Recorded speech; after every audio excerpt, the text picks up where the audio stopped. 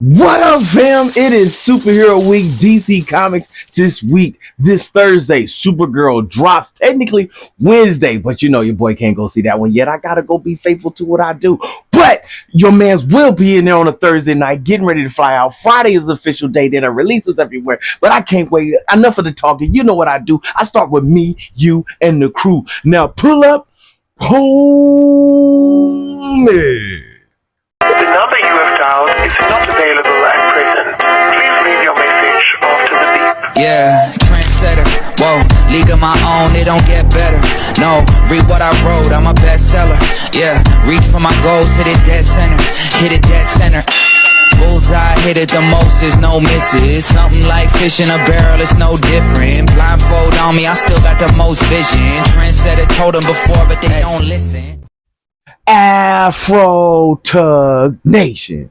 It's your boy T3 Geek Town. Let's get down for the clown. Before we do that, let's pay these bills. Like, subscribe, share, comment, come talk to your boy. I appreciate everybody that comes through. 317 subscribers, because you've been out there telling your mama, been telling your friends. But that's not what brought you up in here today. Let's talk about it. Supergirl, the iterations, the different versions, all the things that we've seen so far in the Supergirl universe. So when your man's first seen Supergirl, of course, that was back in the days when kids was out there, back in the days when I was young again. You know what I'm saying? I was out there hanging out and chilling out and things are good. Christopher Reeve was the Superman of that particular point in time. So they brought in your first iteration of Supergirl. They mentioned, and it was connected to the Christopher Reeve universe and that particular Superman. At that point, Supergirl would have black hair when she was Kara Danvers, and then when she turned to Supergirl, she was a blonde-haired, blue-eyed girl out there flying in the red, white, and blue, or red, yellow, and blue, should I say, out there doing her thing out there in this universe. Or over the course of the years, we have all types of iterations of the Supergirl that came up. The next big version that came through was actually in Smallville, where Kara shows up after Clark had just finished fighting that Bizarro in that particular universe, because they exploded into a dam, which released her pod, which let her out, and then her story and everything began with that particular piece for the Supergirl. The next big iteration Supergirl that we got was Superman Apocalypse, when we had the animation DC animated universe, where you get the young Kara who comes to Earth. Batman finds her, uses kryptonite, brings connects with Superman, lets him know that Supergirl has her DNA structure all kind of different, and Apocalypse ends up kidnapping her to make him one of his minions, one of his big generals, to be the one that's going to run everything. And that turned into a great fiasco, because Supergirl was still younger, of course, than Superman, which was not supposed to be, which we'll talk about in a minute. But then we had that particular. The next big iteration of Supergirl was on the CW. Yes, we had that Kara Danvers, who was connected to the Superman in that particular CW universe, with that Flash, with that Black Lightning, and all this stuff on that particular Earth, and this and so forth. She was a young, mild-mannered reporter, just like her cousin Clark, who was out there in this world just doing her thing. She had a great job as a journalist and a photographer out there in her particular, I guess, version of the Daily Planet and all the rest of that stuff. And then you had that all like goody all huggy lovey, you know what I'm saying? You had Martian Manhunter, you had her adopted sister, you had everything that went on with that particular piece, whose sister who worked for like a version of the underground government at that particular time. And then if you were like me, who was in the comic book universe, you had different variations of the Supergirl. You have the Woman of Tomorrow, which this new Supergirl who's going to be based on. But you even had a version of the Supergirl who married the clone of Lex Luthor, aka they thought it was Lex Luthor's son.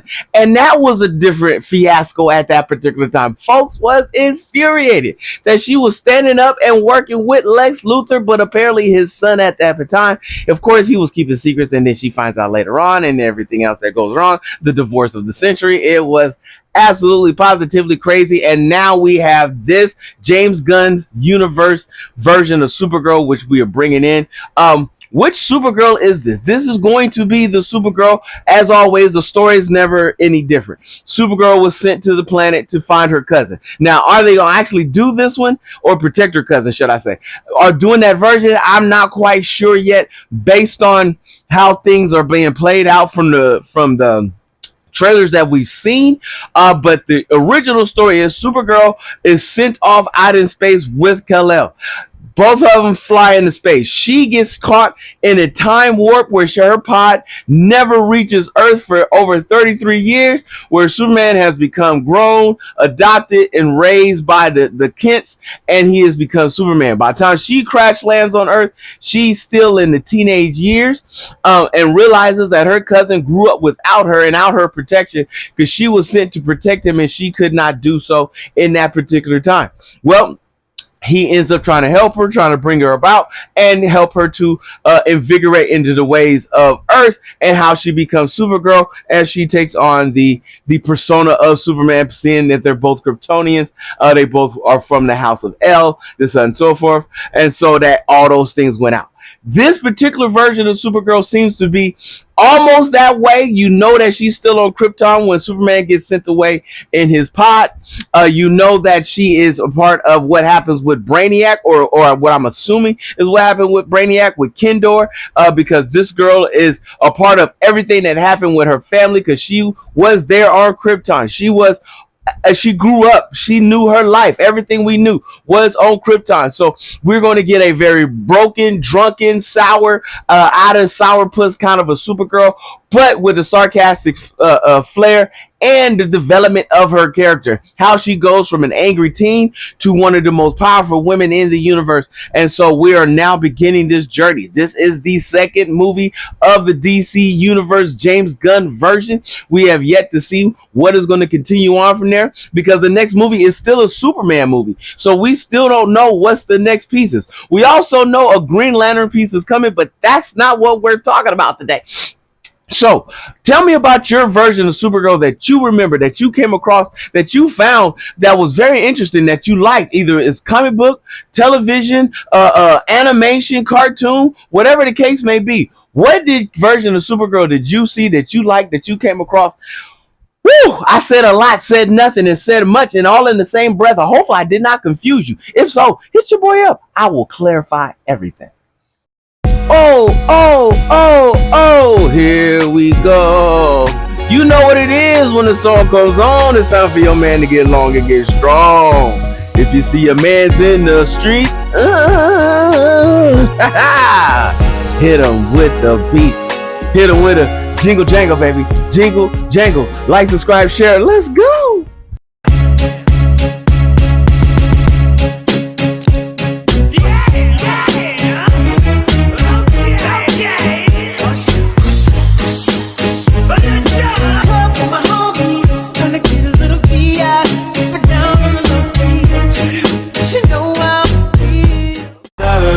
Caught in the crossfire.